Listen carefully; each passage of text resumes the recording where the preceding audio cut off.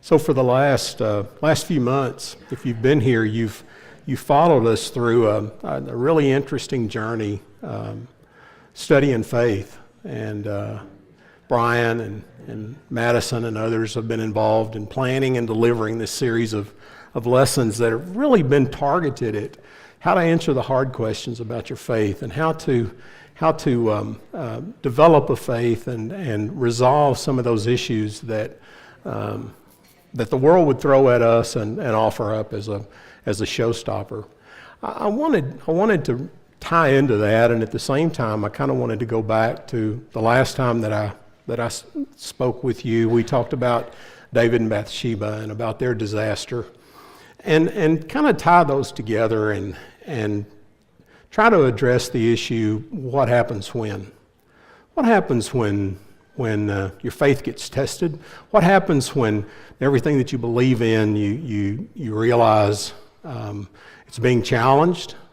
What happens when acid's applied to the beliefs in your life, the basic faith and hope in your life that keep you going? What do you do then? What is it that keeps you going and keeps you making the right decision? I'm going to talk about a storm this morning. And I want to preface my comments by saying this. We're going to talk about a real series of disasters. We want to kind of do a post-mortem on a true storm that happened in the New Testament, and horrible things that happened from it and things that didn't happen that should have happened. But I want to make sure that you understand your life does not have to be this way. Our lives do not have to be this way. God does not desire these kind of things to play out in our life and have the impact. Now, understand, if you're living a life as a believer and your faith is never tested, you never have to back up and take a deep breath and say, God, I want to put you back where you're supposed to be in my life. You may not be doing something right. I mean, we're promised as believers that our faith is going to be tested. We're even told that when it's tested, the fire is going to make us better. We know that. That's a cardinal belief in us. We're taught that in our scriptures. But we also know that sometimes from the lives of others around us, and perhaps from your own life, you can relate to times when those storms in your life got the best of you. And that's really what we're going to talk about this morning. Let me just go ahead and ask a real embarrassing question. How many here were alive in 1966? Okay, all right.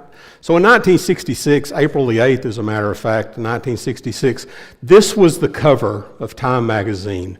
Is God dead? There were a lot of things going on in our world that had led up to this. So this was not a shot out of the dark. There were a lot of things that led up to it. There was an article in 1964 by Time about the sexual revolution, and that was pretty shocking to people. It was very reflective of the culture at the time, and if you grew up in the 60s and you can remember the 60s, you remember all the things that were going on, and people look at riots today when they happen and think, oh, how could anything like that ever happen? Should have been in Detroit in 1969, because riots that go on today have nothing on the riots that took place outside in Detroit in '69 and in other places around the country when political issues came up. That was a way that Americans really in the 60s, that's kind of when rioting came to be. This whole concept was really based on the teachings of Darwin and Nietzsche and a lot of other people that had been writing for a couple of hundred years, challenging the existence of God. It just called Christians to a point of having to defend, how do you make the case for faith? What is it that causes you to know? How can you prove that God is not dead? How do you do that? You can't do it. And some of these writers would write such horribly ugly things for Christians, making fun almost of those of us who believe in God. And Nietzsche and others talked about how the whole concept of religion and of Christianity was like a drug that we'd become addicted to, because there's some weakness inside of us that makes us be dependent on something other than ourselves to base our life on. And this article touched off a firestorm in the Christian community, from the Pope and the Vatican all the way down to local congregations were clamoring for. There was just an uproar. There was a firestorm about this article and what it stood for in 1966. Let's leave that there. Let's just park that for a minute. We're going to come back to that. Let's talk about the storms that you and I may face in our lives. We're going to be talking from Acts chapter 27. Acts chapter 27 is the story of a shipwreck that happened in the storm. Paul's on board ship. He's been arrested. He's being taken back to Rome, and he's already appeared before King Agrippa. You may remember this was the interview with Agrippa, where he finally threw his hands up and said, "You know what? This guy's done nothing worthy of death. He's innocent. Probably shouldn't even have been arrested. But since this thing's already made its way up to Caesar, it's kind of out of my hands now. The ball is too far down the hill for me to stop it." And so Agrippa threw his hands up and said, Go ahead, take him to Rome. Let Caesar deal with it, but as far as I'm concerned, he's done nothing to warrant punishment. It's a lengthy reading. I'm not going to read the entire chapter of Acts 27. We're going to pick out a few verses. Most of these really bad things in our lives happen and begin when we realize that we're probably going against better judgment in our response to a particular situation. Chapter 27, verse 9. Much time had been lost, and sailing had already become dangerous, because by now it was after the Day of Atonement. So Paul warned them, "Men, I can see that our voyage is going to be disastrous and bring great loss to ship and cargo, and to our own lives also." And if we continue this reading on down in verse 11 and 12 and a few verses following, you're going to see they said, "Yeah, we're going to do it anyway. We're behind schedule. There's a reason. We need to push on. We need to set sail." And Paul's trying to make a case. Look, we're a little late in the sailing season. There's a season for sailing and a season when it's not recommended, and we're late in the season and we should wait. And they said, "No, we got to move forward. We got to go on. We got to push. We got a schedule to keep." And a lot of some of the bad things that happen in our life start when there's a voice back there, somewhere in the back of our head, saying, "You know, this just doesn't feel right. This just doesn't really pass the smell test. Am I reacting to this the right way? Is this the right approach for me to take?" The second thing that I think is oftentimes present in some of our bad decisions that we bring on ourselves is that we start listening to bad advice. But the centurion, instead of listening to what Paul said, followed the advice of the pilot and the owner of the ship. There's a great movie out there, although I'm reluctant to recommend that you watch it because there is some language in it that's very objectionable. But it's the story of the oil rig blow up in the Gulf a few years ago. You remember the Deepwater Horizon that blew up and dumped so much oil into the Gulf of Mexico off the coast of New Orleans. It's an amazing study, those first few minutes, of how outside pressure causes good people who are extremely well qualified to do what they do and make the decisions that they make, how those influences push them to make bad decisions. So if you choose to see it, don't take your children, and understand the language is not what any of us believe. But it's a great example of what's happening here. Whose advice are you going to take? Somebody that's walking and talking with God every day, or someone who owns the ship, who has a vested interest in making sure that we don't cause too many ripples in the world around us, we just kind of go along. And in this case, the storm starts for these people on this ship by following some really, really, really bad advice.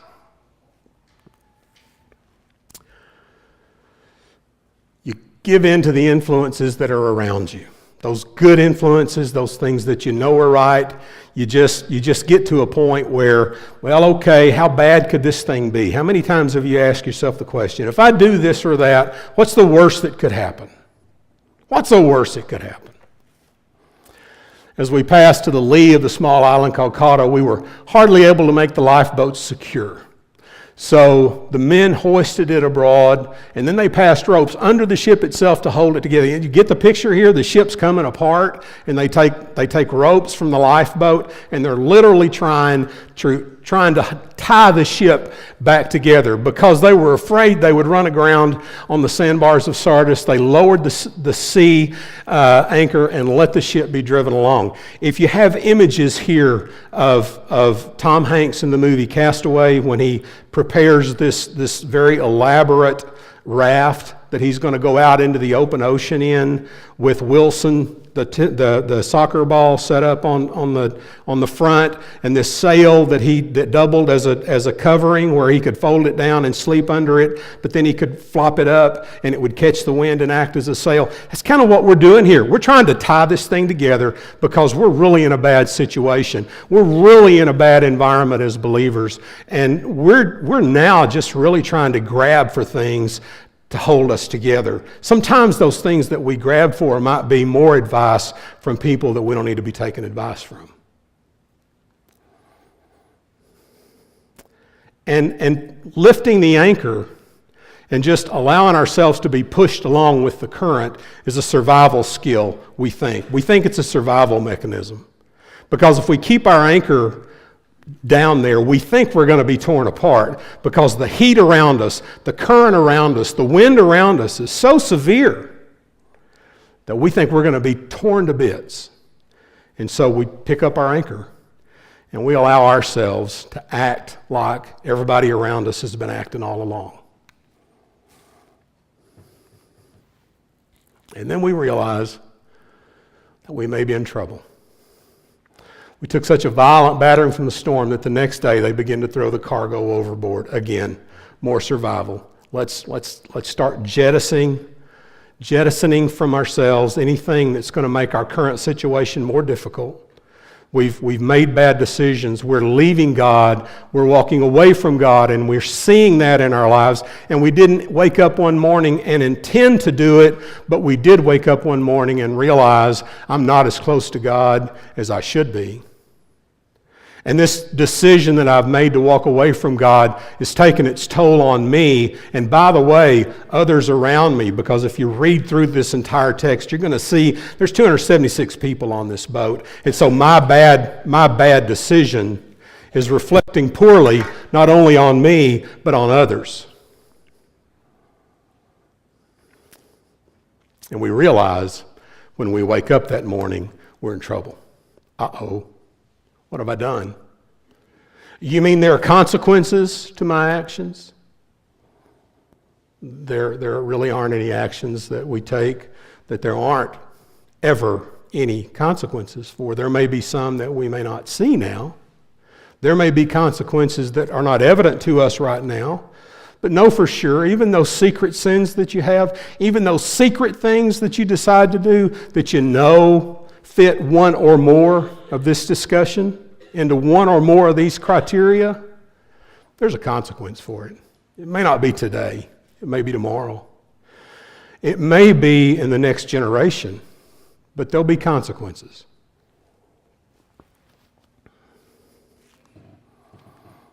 And finally, we just give up and we accept the inevitable. After all, walking away from God shouldn't be that bad. I mean, there are a lot of people that are making decisions to take them away from God every day. It's even popular in our world, so why should I beat myself up over it? Why should I allow that to be such a horrible thing for me when it's not bothering anyone else? When neither sun nor stars appeared for many days and the storm continued raging, we finally gave up all hope of being saved. There's a real interesting word in this passage, and it's key, and that's the word hope. Faith gets us a long ways. Faith clearly carries us through our life and is a reflection of how well we're going to respond to storms. But when we get to the point in our life when we lose hope, we're in trouble. I don't know anything in life that's more devastating than for a person to lose hope. You've perhaps been in a situation in your life when you were staying with a loved one, you were praying for a loved one, you were helping care for a loved one, and the doctors come out and say, "We've done all we can do. We can't do anything else."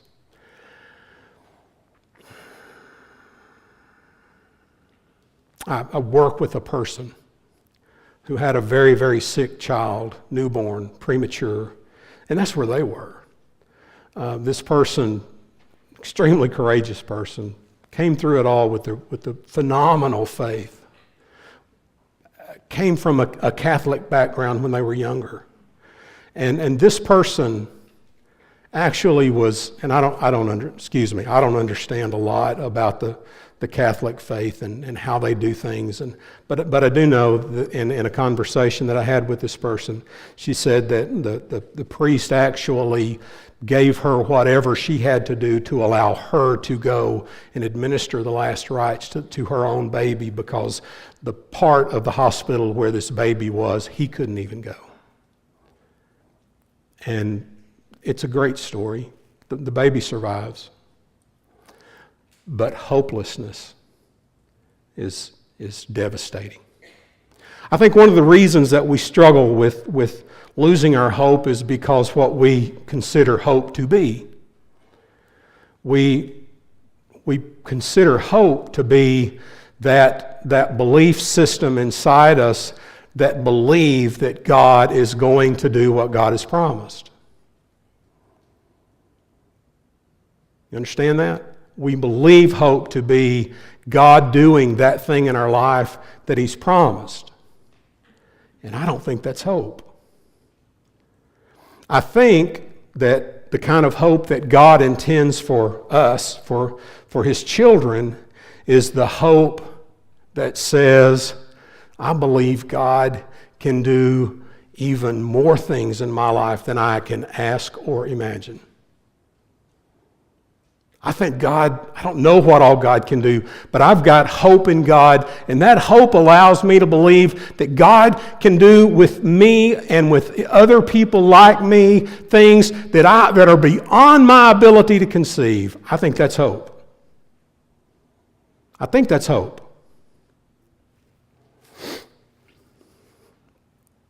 We gave up all hope of being saved. Every once in a while, a person, particularly whose heart's not attuned to God really well, will try to escape their accountability. In an attempt to escape from the ship, sailors let the lifeboat down into the sea, pretending they were going to lower some anchors from the bow. The idea here is these guys got together, these sailors, these experienced men who had been at sea before, and they know what's happening. They know the ship's coming apart. They know the storm is still raging, and they know things are not looking good. And so they're theorizing in their head, if we can get in a lifeboat and get away from the boat, we've got a chance at survival. And so then Paul said to the centurion and the soldiers, unless these men stay with the ship, you cannot be saved. So the soldiers cut the ropes that held the lifeboat and let it drift away. Interesting dynamic going on here. These sailors were thinking in their own mind, we'll sacrifice these people if we can get away. We'll sacrifice the ship if we can save our lives. And their attempt was to escape the accountability. You ever try to do that? Made a mistake. Really messed things up. How can I get out of it? How can I get out of it? A lot of storms in our world right now. If you just woke up this morning after being in a coma for the last week, and you turned on the news this morning when you woke up, there are a couple of huge storms that are raging right now in our world. Some are man-made, some are not. There's a huge part of the state of California that's on fire. Worst ever. And we've become so attuned to hearing about wildfires out west, and so we're kind of desensitized to it. But what they're saying now is these are the worst fires that the state of California has ever experienced. There's that other storm that's going on around us that has a lot of, particularly men in really high positions, really uncomfortable right now because they've not behaved correctly. They've not behaved like men, and they've behaved like something less, and they've behaved purely instinctively with no ethics or integrity about them, and they're being shaken out of the woodworks and exposed left and right. And that's caused quite a storm too. A lot of storms. Remember our story at the beginning that we started with? The 1966 Time Life article, Is God Dead? Well, I got a lot of people talking. And one of the people that was drawn into this thought was a fellow by the name of Aaron Wesley Dicus. Aaron Wesley Dicus is a person that I'm going to guess. Anybody ever heard of him? Just let me, yeah, that's kind of what I thought. Born in 1888 in Festus, Missouri, not of great prominence. He married his true love and was actually baptized into Christ the same year, 1908. And he made a commitment to God. He made a vow to God, if you'll allow me to get an education, I will use it to your glory. God, if you'll just allow me, if you'll just help me to educate myself. He had such a hunger for learning, then I will use it to serve you. And actually lived up to that vow.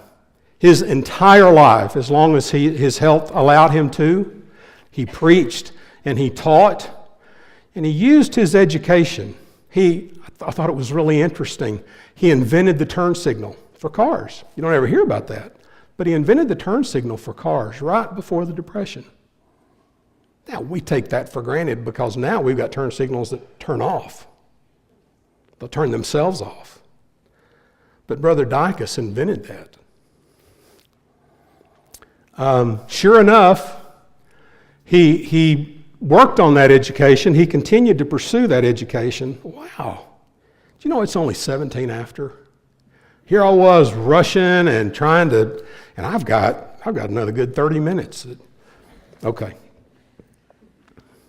He obtained his bachelor's degree. He went on to get his master's and ultimately his PhD degree, specializing in physics.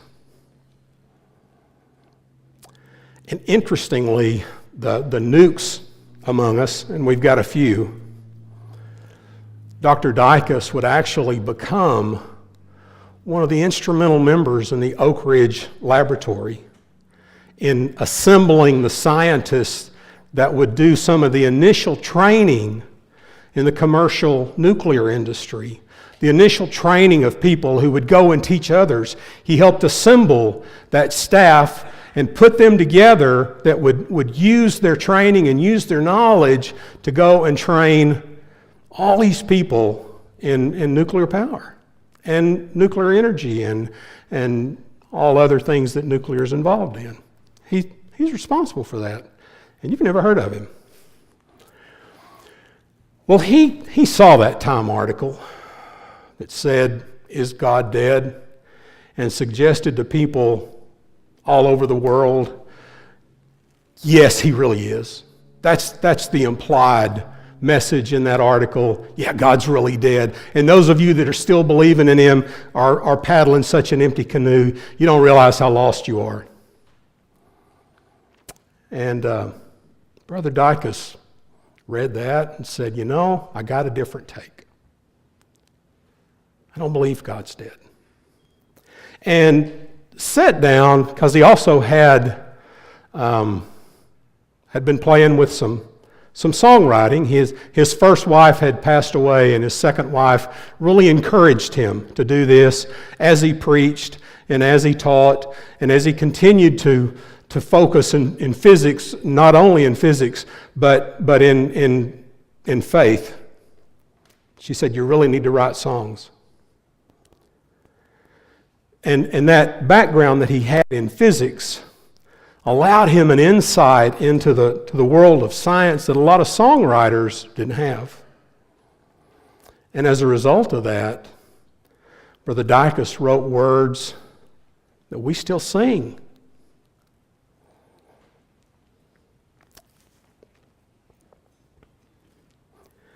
So when the world around us was saying, you Christian people are just, you're worshiping a God that's dead, Brother Dicus sat down and wrote these words.